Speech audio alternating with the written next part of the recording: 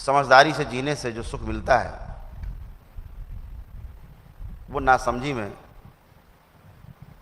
जब हम जीते हैं तो हमें लगता है कि हमें सुख मिल रहा है। किसी को 4 गाली दे दिया, वो नहीं बोला, तो हमें लगता है हम विश्व विजेता हो गए। लेकिन उसके अंदर जो क्रिया हुई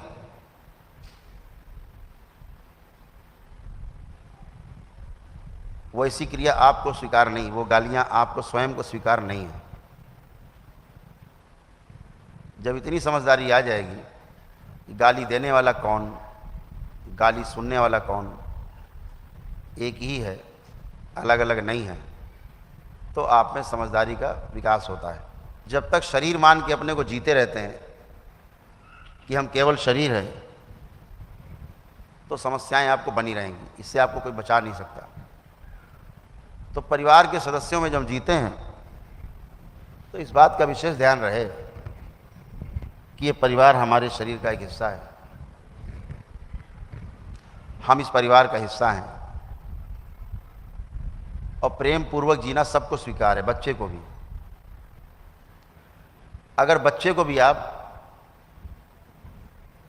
गुस्से से बुलाएं, क्रोध से बुलाएं, तो बच्चा भी आपके पास आने के लिए तैयार नहीं होता। प्रेम से उसे कोई बुला ले, चल देता है। तो प्रेम एक ऐसी चाबी है जिससे आप हर ताला खोल सकते हो, अपना भी, दूसरे का भी। तो सहजता जो है वो सबको स्वीकार है, आपको भी स्वीकार है।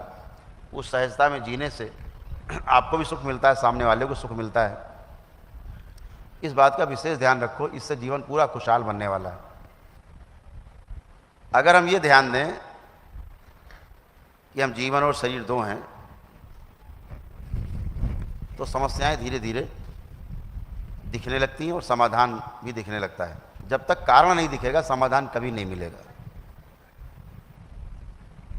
तो छोटी छोटी बातें हैं, तो समझदारी पूर्वक जीना है।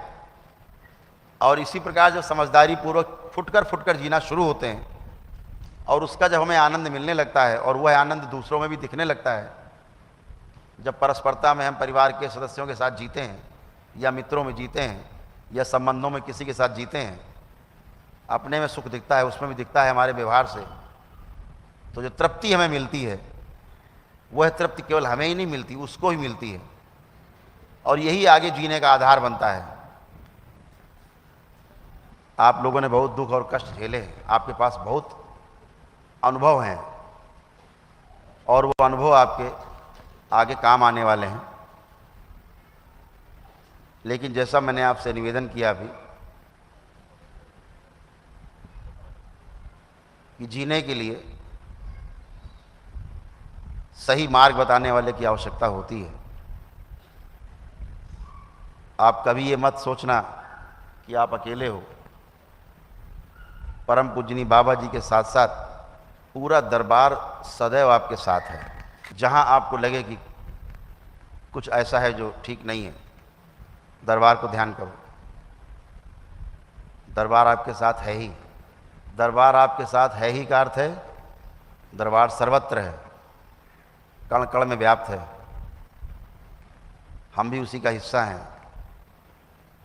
हैं ही। आपने याद किया, हैं ही। जाने का प्रश्न नहीं है, अलग होने का प्रश्न नहीं है। आपको तुरंत मार्ग मिलता है विचारों के रूप में।